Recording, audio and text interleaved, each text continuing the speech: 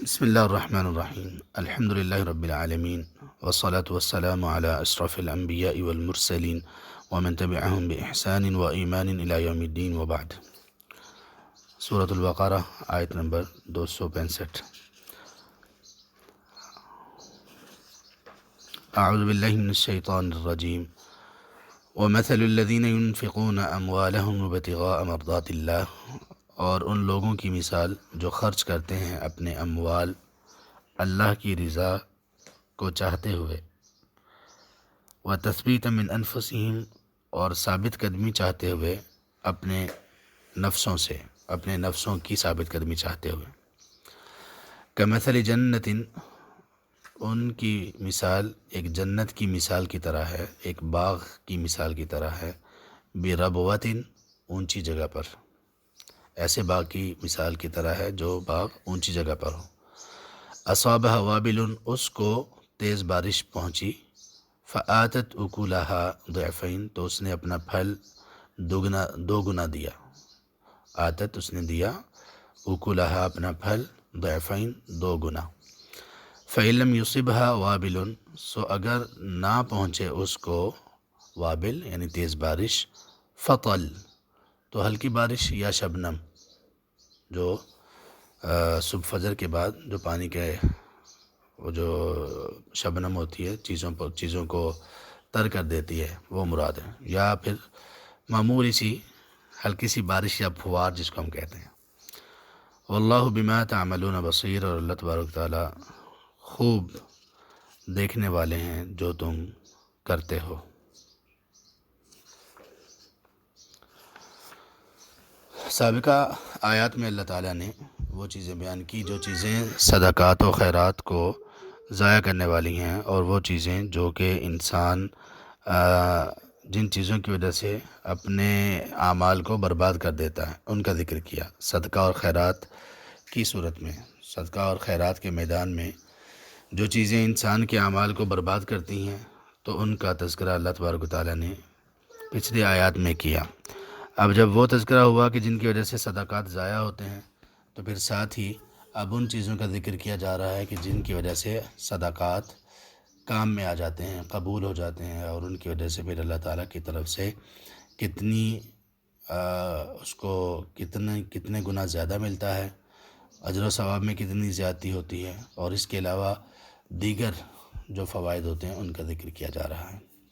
تو اس آیت میں یہ فرمایا اللہ تعالیٰ نے کہ وہ لوگ جو اپنے مال خرچ کرتے ہیں، تو مال خرچ کرنے کا سبب ان کا کیا ہوتا ہے؟ سبب یہ نہیں ہوتا کہ لوگ دیکھیں، جیسے پچھلی آیت میں تھا رعاء الناس، کہ وہ خرچ تو کرتے ہیں لیکن کیسے خرچ کرتا ہے؟ کالذی ينفق مالہ رعاء الناس، مال خرچ کیا لیکن لوگوں کو دکھانے کے لیے، اور لوگوں کو دکھانے کے لیے کہ اسباب کیا ہوتے ہیں کہ انسان کا اس بات پر مصر ہونا کہ میں خرچ کر رہا ہوں، میرا نام فلاں جگہ پر آنا چاہیے، میرا نام لکھ کے لگانا چاہیے، اور میری نام کی تشہیر ہو، لوگ میرے نام کی تعریف کریں، یہ سارا اس میں آتا ہے۔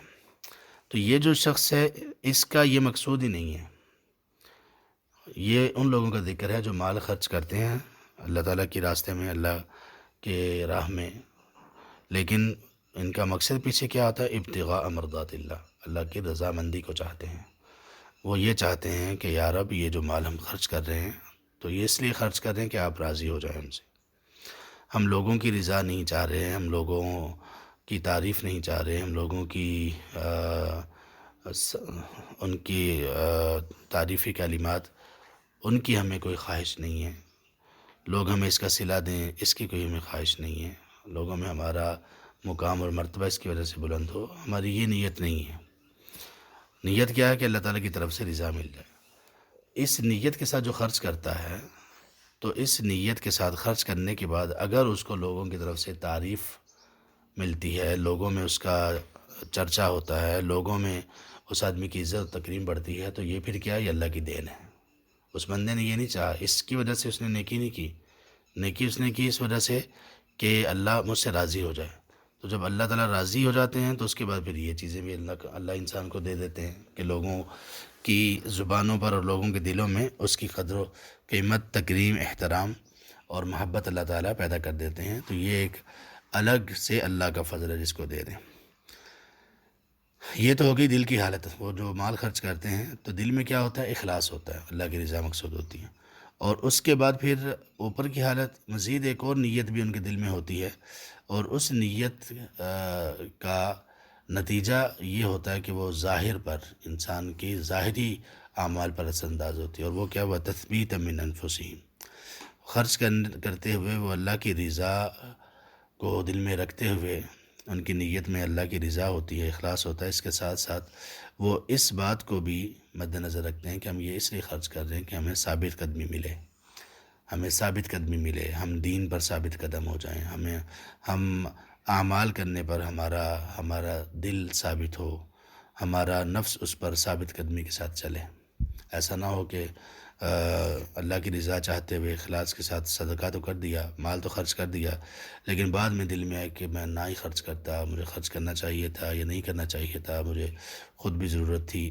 اس طرح کی چیزوں کا آنا، اس کا مطلب یہ کہ اس کا نفس ثابت قدم نہیں ہے.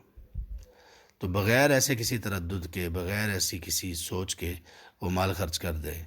اور اگر مال خرچ کر دیا تو پھر ایسی کوئی سوچ نہ سوچے. ہاں ظاہر ہے کہ مال خرچ کرتے ہوئے پیچھے بھی ہم نے پڑھا سورہ بقرہ کی، اس میں 219 سے آگے آیات میں لوگوں نے پوچھا کیا خرچ کریں، تو اس میں ظاہر ہے کہ انسان اپنی ضروریات جس کے بغیر چارہ نہیں ہے ان کو پورا کر لے اور اس کے بعد خرچ کرے. اور جو بندہ اپنی ضروریات میں سے بھی خرچ کر دے اور اس کو معلوم ہو کہ اس کے بعد وہ ناشکری کا مظاہرہ نہیں کرے گا اور ثابت قدمی اس میں موجود ہے، پھر وہ بھی کر سکتا ہے اس میں سے بھی کسی حد تک. جیسے ابوبکر رضی اللہ عنہ نے نبی صلی اللہ علیہ وسلم کے لیے سارا مال پیش کر دیا تھا اپنے گھر کا، عمر رضی اللہ عنہ آدھا مال پیش کیا تھا، اس طرح کئی صحابہ ان میں. تو جس کو یہ نہ ہو کہ میں مال خرچ کرنے کی وجہ سے متردد ہو جاؤں گا، بعد میں مجھے افسوس ہوگا، اور پھر یہ بھی ہو کہ وہ کسی کا حق نہ مار رہا ہو، جیسے بچوں وغیرہ کا حق، یہ نہ ہو کہ وہ سارا مال خرچ کر دے اور بعد میں اپنے اہل و عیال کو کھلانے کے لیے بھی کچھ نہ ہو، تو اور کوئی چیز صورت نظر بھی نہ آ رہی ہو کہ بعد میں کہاں سے کھلانا ہے ظاہری طور پر. یا پھر یہ ہو کہ اس خرچ تو کر دے سارا کچھ اور اس کے اہل و عیال بھی ہوں، لیکن اس کو معلوم ہے کہ اللہ تبارک و تعالیٰ پر بھروسہ بھی ہے، توکل بھی ہے، اور اس کے ساتھ ساتھ اس کو اسباب نظر آ رہے ہیں کہ میں روزانہ کی محنت مزدوری کروں گا اور اپنے بیوی بچوں کا پیٹ پال لوں گا، تو پھر وہ اپنا سارا مال بھی خرچ کر سکتا ہے. بہرحال یہ وہ لوگ ہیں، وہ خوش نصیب لوگ ہیں جو مال خرچ کرتے ہیں اللہ کی راہ میں، لیکن اللہ تبارک و تعالیٰ کی رضا اور اللہ تبارک و تعالیٰ کی طرف سے ثابت قدمی، نفسوں کی ثابت قدمی ان کا مقصود ہوتا ہے.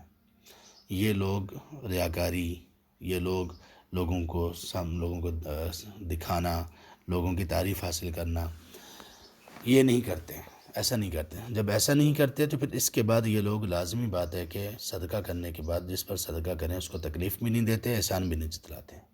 اس لیے کہ یہ لوگ تو یہ صدقہ اپنے لیے کر رہے ہیں، وہ یہ سمجھ رہے ہوتے ہیں کہ صدقہ کرنے کے ہم محتاج ہیں، جس پر ہم صدقہ کر رہے ہیں وہ محتاج نہیں ہے، ہم خود محتاج ہیں. کس چیز کے محتاج ہیں؟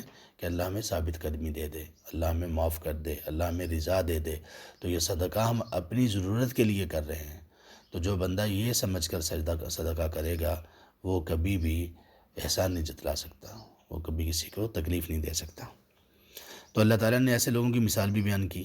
پیچھے منافق کی مثال تھی کہ ایک صاف اور ایک سخت، ایک چٹان اور ایک پتھر، اس کے اوپر کچھ مٹی تھی اور اس کے اوپر کسی نے کوئی چیز بو دی، کچھ بیج دیا، تو وہ ظاہری طور پر تھوڑی سی فصل بھی کھڑی ہوگی، لیکن جیسے ہی کوئی تیز بارش ہوئی تو سارا کچھ ان کا تباہ ہو گیا. تو منافقین کا معاملہ بھی اسی طرح سے ہے کہ کچھ انہوں نے کیا تو صحیح، خرچ تو کیا، لیکن چونکہ ریاکاری اور اس کے لیے تھا، دل میں سختی تھی، ایمان نہیں تھا، تو پھر جیسے ہی کوئی آزمائش دنیا میں آتی ہے یا پھر ان کو جب موت آئے گی تو وہ ہر چیز ان کی تباہ ہو جائے گی، ہر عمل ان کا ضائع ہو جائے گا. اب ان مومنوں کی مثال جو لوگ اللہ کی راہ میں خرچ کرتے ہیں اللہ کی رضا چاہتے ہوئے، اپنے نفسوں کی ثابت قدمی چاہتے ہوئے، ان کی مثال اللہ تعالیٰ نے دی کہ اونچی جگہ پر جیسے ایک باغ ہو. یہاں پہ اللہ تعالیٰ نے جنت کا ذکر کیا. باغ کو عربی زبان میں اور بھی کئی اس کے الفاظ ہیں، جیسے حدیقتن، حدیقہ کہتے ہیں باغ کو، اسی طرح حائطن باغ کو کہتے ہیں. لیکن جنت یہاں پہ ذکر کیا کہ ان کی مثال ایک باغ کی ہے جو کہ اونچی جگہ پر ہے. تو جنت اس باغ کو کہتے ہیں جو جس میں بہت زیادہ زراعت ہو، بہت زیادہ کھیتیاں ہوں، اور اس میں بہت زیادہ درخت ہوں اور درختوں کے گھنے سائے ہوں۔ تو جن اصل میں جیم نون نون سے نکلا ہے، اس کا معنی تھا کسی چیز کو چھپا لینا۔ تو جنہ کہتے ہیں ایسے باغ کو کہ جس کی زمین چھپی ہوئی ہو، اس کے اوپر فصلوں، گھاس وغیرہ اور اسی طرح درختوں کی چھاؤں کے ساتھ اس کی زمین بالکل ڈھانپی ہوئی ہو۔ اب ایسا باغ بہت کم دیکھنے کو ملتا ہے کہ پورا باغ اس میں اس طرح سے سورج کی روشنی اس طرح سے نہ آتی ہو، بہت زیادہ گھنی چھاؤں ہو، تو یہ ایسے باغ کم ہوتے ہیں۔ پھر یہ بلند جگہ پر تھا۔ بلند جگہ پر ہونے کا فائدہ یہ ہے کہ بلند جگہ پر اس کو دھوپ ٹھیک پہنچتی ہے اور ہوا ٹھیک پہنچتی ہے، اور یہ دونوں چیزیں کھیتی کے اور باغات میں جو چیز اگائی گئی ہوتی ہیں دونوں کے لیے بڑی مفید ہے۔ جس فصل کو سورج کی روشنی اچھی طرح پہنچے اور ہوا اس کو اچھی طرح پہنچے، اس کا پھل، اس میں ٹیسٹ، اس میں ذائقہ، اس میں پختگی اور اس میں فوائد بہت زیادہ ہوتے ہیں۔ تو ایک اونچی جگہ پر ہے۔ اب اونچی جگہ پر پہلے صرف اونچی جگہ پر ہونے کا ہی بڑا فائدہ ہے کہ اس کو دھوپ اچھی طرح سے پہنچ رہی ہے اور ہوا پہنچ رہی ہے، لیکن اس کے ساتھ ساتھ پھر کیا ہوا؟ اصابہ وابل، بارش بھی، تیز بارش بھی اس کو آئی۔ یہ تیز وہ بارش نہیں ہے جو چیزوں کو تباہ کر دے، بلکہ وافر بارش آئی۔ اب وابل سے مراد لے لیجیے، وافر بارش ہوئی۔ تو پھر کیا ہوا؟ فآتت اکلھا ضعفین، اس بارش نے اس کا پھل دو گنا کر دیا، یعنی جتنا پہلے پھل اس باغ کا نکلتا تھا، یہ بارش ہوئی تو بارش کا پھل دو گنا ہو گیا۔ فإن لم يصبها وابل، اور اگر اس کو بارش نہ بھی پہنچے تو بھی کیا ہے؟ فطل، تو پھر بھی معمولی سی بارش بھی، یا شبنم بھی، یہاں تک کہ جو فجر کے بعد کچھ پانی سا گرتا ہے اور شبنم بن جاتی ہے، وہ بھی کافی ہے اس باغ کو پھل دینے، اس باغ کے پھل دینے کے لیے، اور اس باغ کو تر و تازہ اور اپنے اس کے اوپر اپنی اصل پر قائم رکھنے کے لیے، کہ یہ ایسا باغ ہے جو بارش کا محتاج نہیں ہے، بارش کے بغیر بھی یہ پھل دیتا ہے، لیکن اگر بارش ہو جائے تو پھر یہ دگنا پھل دیتا ہے۔ تو یہ مراد، یہ مقصود ہے، اس مومن کی مثال ہے جو اللہ کی راہ میں خرچ کرتا ہے۔ تو یہ بارش کا ہونا، پھل کا دگنا ہونا، یا بارش نہ ہونا، تھوڑی سی بارش ہونا، یا شبنم کی وجہ سے بھی اس کا پھل دینا، اس سے مراد یہ ہے کہ مومن وہ صدقہ کرتا ہے، صدقہ تھوڑا ہو یا زیادہ، تھوڑا ہو یا زیادہ، جیسے بارش زیادہ ہو یا تھوڑی ہوئی نا اس میں، تو پھر بھی اس نے پھل تو دیا۔ تو مومن آدمی صدقہ کم کرے یا زیادہ کرے، دونوں صورتوں میں اللہ اس کو بڑھاتے ہیں، اور وہ کبھی بھی ضائع نہیں ہوتا، کبھی بھی اس کا صدقہ برباد نہیں ہوتا۔ جیسے یہ